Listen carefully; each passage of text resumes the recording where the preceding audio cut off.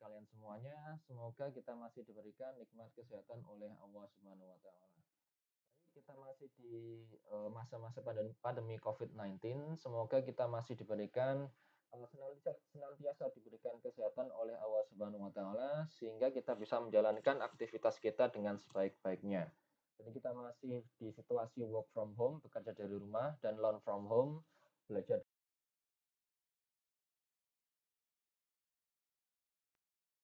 di semester Gasal tahun 2020. Khususnya di video kali ini kita akan belajar tentang analisa struktur 3 ya, analisa struktur 3. Jadi yang perlu kalian ketahui di kuliah Fakultas Teknik Unisula, untuk analisa struktur secara keseluruhan dibagi menjadi 4 bagian ya. Jadi ada AS1, AS2, dan AS3 dan AS4.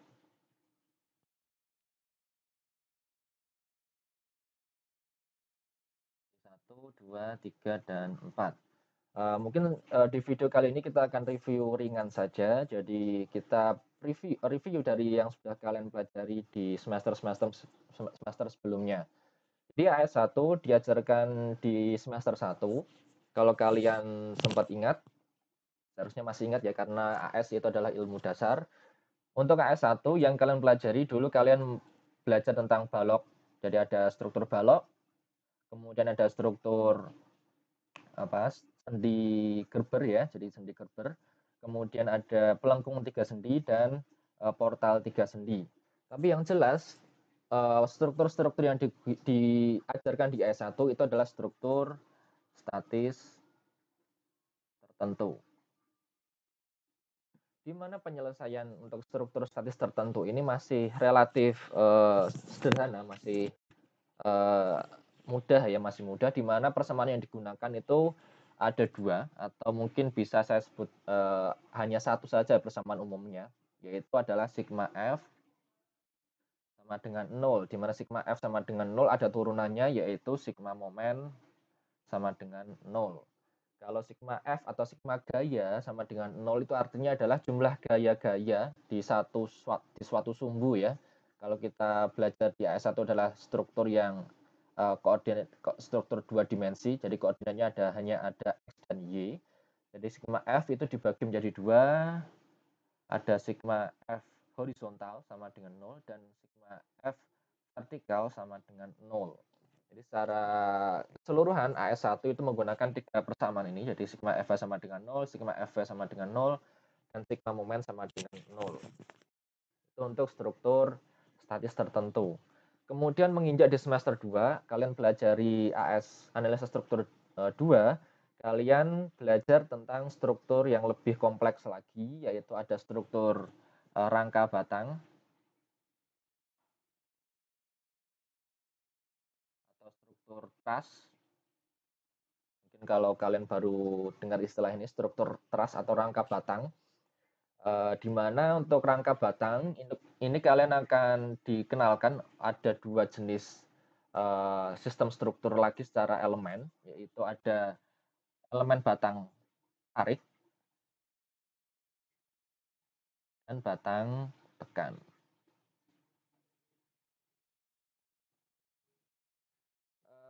Yang jelas di AS1 dan AS2 itu kalian mempelajari cara memperoleh yang namanya gaya-gaya dalam, atau mungkin keseluruhan ya, nanti ada gaya-gaya dalam yang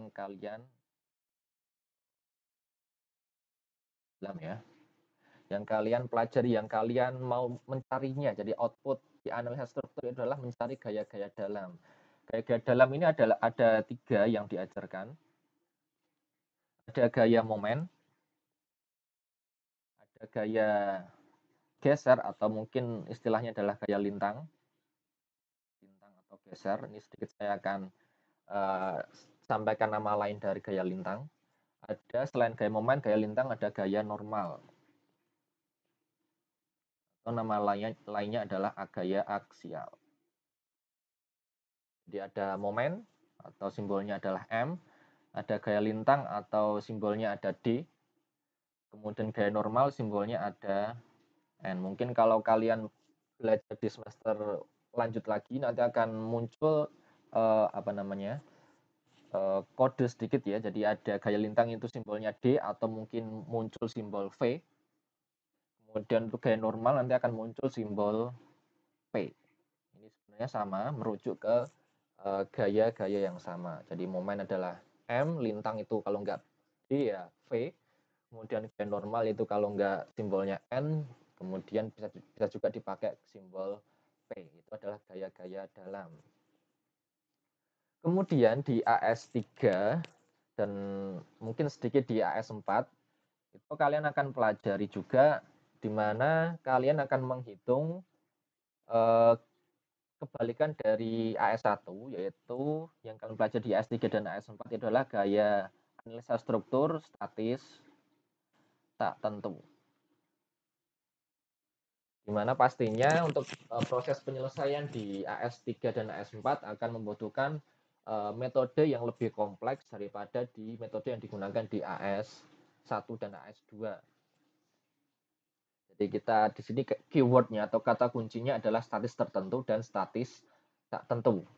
Untuk metode yang digunakan mungkin kita akan pelajari mungkin akan saya sampaikan di video selanjutnya. Jadi di video ini kita nggak bicara ke situ. Yang perlu kita garis bawahi adalah statis tertentu dan statis tak tentu dulu. Jadi mungkin sedikit saya nggak ngerti dulu di AS1 mungkin sedikit saya udah sampaikan mungkin di kelas ya. Jadi dulu kita masih belajar di kelas. Mungkin akan sedikit saya ulangi. Ada statis tertentu, ada statis tak tentu.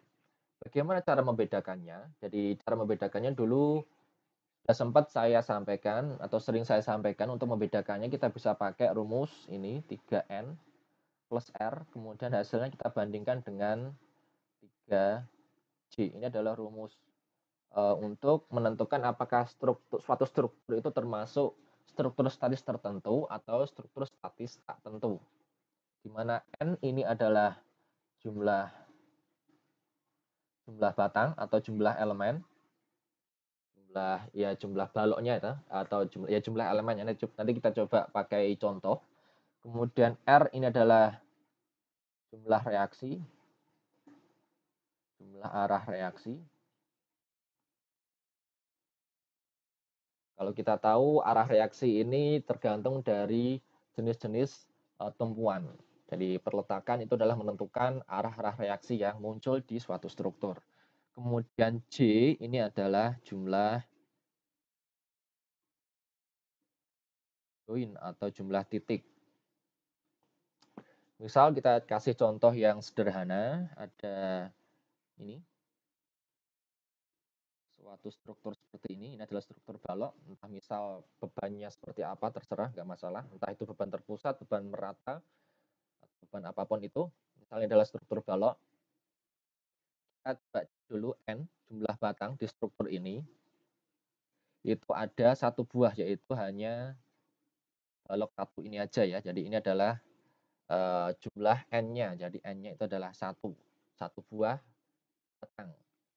Kemudian R, itu kita lihat di sebelah sini, itu ada tumpuan, saya lingkarin ya, ini adalah tumpuan sendi, di mana reaksi di tumpuan sendi itu ada dua, itu arah vertikal, tegak lurus vertikal, kemudian arah horizontal. Jadi di tumpuan sendi itu ada dua reaksi, arah vertikal dan arah horizontal.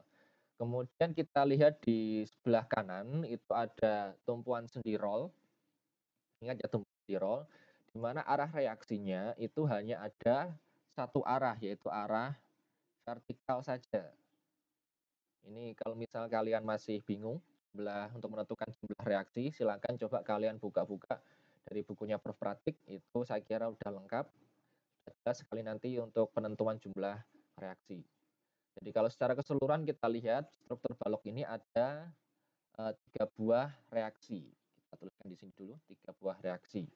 Kemudian D nilai jumlah join atau jumlah titik itu ada titik 1 dan titik yang kedua di sebelah kanan ini 1, ini 2. Artinya ada 2 buah titik. Sekarang kita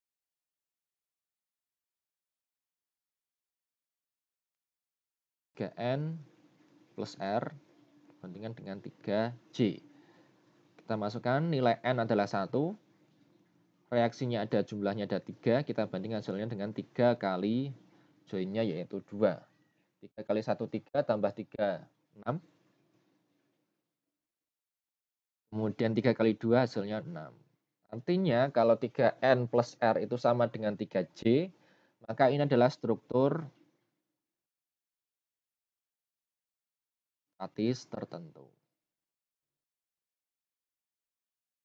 Semoga bisa dipahami. Kalau masih ada agak bingung, silakan bisa di rewind di video di YouTube ini ya. Kalau masih bingung juga, nanti bisa kalian sampaikan di WhatsApp group. Nanti kita coba diskusi di sana.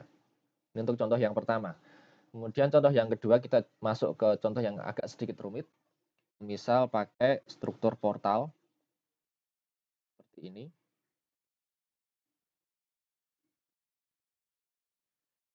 Coba hitung N dulu. N itu adalah jumlah batang. Mungkin akan saya kasih warna berbeda ya nanti. Jadi batang pertama adalah ini, kolom yang sebelah kiri, ini 1. Atau mungkin saya kasih, oke, 1 ya. 1, kemudian 2 di bagian balok atas, 3 yang sebelah kanan. Jadi hanya 3 saja. 1, 2, 3, 2 kolom dan 1 balok. Jadi jumlah N atau jumlah batang atau jumlah elemennya itu ada 3 buah. Kemudian R reaksinya, kita fokus, kita mungkin sedikit kasih warna berbeda, warna merah. R, kita lihat di tumpuan sebelah kiri itu ada tumpuan sendi sama, jadi tumpuan sendi seperti yang tadi ada 2 buah reaksi. Reaksi vertikal dan reaksi horizontal. Reaksi horizontal ini bisa arah ke kiri atau ke kanan sama saja. Yang jelas reaksinya adalah reaksi vertikal dan reaksi horizontal. Kemudian di tumpuan sebelah kanan ada tumpuan sendi roll sama seperti yang tadi, jumlah arah reaksinya itu hanya ada satu saja yaitu arah ke atas. Jadi totalnya itu reaksinya ada 3 reaksi. Oke, sekarang lanjut ke J. J ini adalah jumlah join. Kalau kita lihat di sini adalah join yang pertama. Saya buat warna biru. Join pertama, join kedua, join ketiga, dan join keempat. Jadi ada 1, 2, 3, dan 4. Jumlahnya ada 4. Jadi jumlah batang ada 3, jumlah reaksi ada 3, jumlah join ada 4. Sekarang kita masukkan ke persamaan. N plus R, hasilnya kita bandingkan dengan 3J. Jadi 3 kali N-nya ada 3, reaksinya ada 3, kita bandingkan dengan 3 kali J-nya ada 4. Ini 9 tambah 3, 3 kali 4, ini berapa? 9 tambah 3, 12 ya. 12, ini 12. Artinya sama dengan 3N plus R itu untuk struktur yang kedua itu nilainya sama dengan 3J. Ini artinya ini masuk struktur statis tertentu. Jadi walaupun bentuknya mungkin sedikit untuk yang struktur ini ya, struktur ini mungkin bentuknya mengerikan ya, mengerikan atau rumit, tapi ternyata setelah kita cek 3N plus R ternyata sama dengan J, ternyata ini masuknya struktur statis tertentu, artinya struktur yang seperti ini masih kita bisa kerjakan dengan persamaan sigma momen sama dengan 0 dan sigma F sama dengan 0. Jadi kita nggak perlu lagi nanti kita masuk ke AS ketiga. Jadi struktur yang kedua ini bisa kita kerjakan dengan metode di AS atau analisa struktur yang pertama. Kita lanjut ke struktur yang selanjutnya. Kita coba lagi, portal sama. Tapi sekarang tumpuannya saya ubah, yang awalnya adalah sendi dan sendi roll, sekarang kita ubah tumpuannya menjadi sendi dan sendi. Coba masukkan nilai N sama ya, 3. Kemudian reaksinya kita coba cek, di sini ada 1, 2, di sini karena tumpuannya sendi juga, yang kiri sendi, yang kanan sendi, ini juga sama, ada 2, yang kiri ada 2, yang kanan ada 2, totalnya ada 4. Kemudian jumlah join sama, 1, 2, 3, dan 4. Kemudian kalau kita masukkan rumusnya 3N plus R, kita bandingkan dengan 3J. 3 kali 3, reaksinya ada 4, kita bandingkan dengan 3 kali 4. Di sini 9, 9 tambah 4, berapa? 13 ya. 13, ternyata setelah 3 kali J itu ada 12, nilainya lebih dari. Artinya 3N plus R untuk struktur yang ketiga ini, dia lebih dari 3J. Artinya kalau seperti ini termasuk struktur statis tak tentu.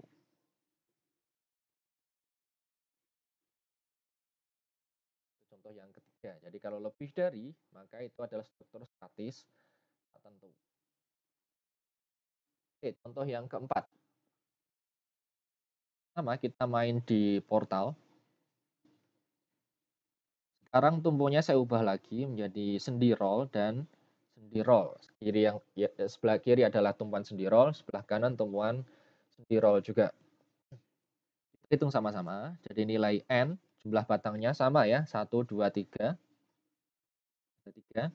Kemudian jumlah reaksi, karena tumpuannya adalah roll, sendi roll, maka arah reaksinya itu ada, yang kiri ada 1, yang kanan ada 1 juga. Artinya nilai R-nya, total R-nya itu ada 2. Kemudian join-nya sama karena portalnya sama ya bentuknya, jadi jumlahnya 4. 1, 2, 3, dan 4. Oke, kita masukkan ke rumusnya. 3N plus R, kita bandingkan dengan 3J. 3 kali N-nya ada 3, reaksi ada 2, kita bandingkan dengan 3 kali 4. Jadi di sini 9 tambah 2 ada 11, di sini ada 12, artinya 11 kurang dari 12. Jadi kalau misal 3N plus R itu nilainya kurang dari 3J, maka ini termasuknya adalah struktur yang tidak stabil atau unstable structure. Artinya struktur yang seperti ini kalau bisa atau harus dihindari dalam bangunan teknik sipil. Jadi bangunan teknik sipil itu harus stabil. Jadi pilihannya ada 2, struktur yang statis tertentu atau statis tak tentu. Jadi rumusnya kita kembali lagi ke persamaan tadi. Untuk menentukan statis tertentu atau tak tentu atau bahkan struktur yang tidak stabil, itu rumusnya adalah 3N plus R. Kita bandingkan hasilnya dengan 3J. Kalau misalnya 3N plus R sama dengan 3J, dia masuknya statis tertentu. Kalau 3N plus R lebih dari 3J, itu artinya struktur statis tak tentu. Kalau 3N plus R kurang dari 3J, itu masuk struktur yang tidak stabil.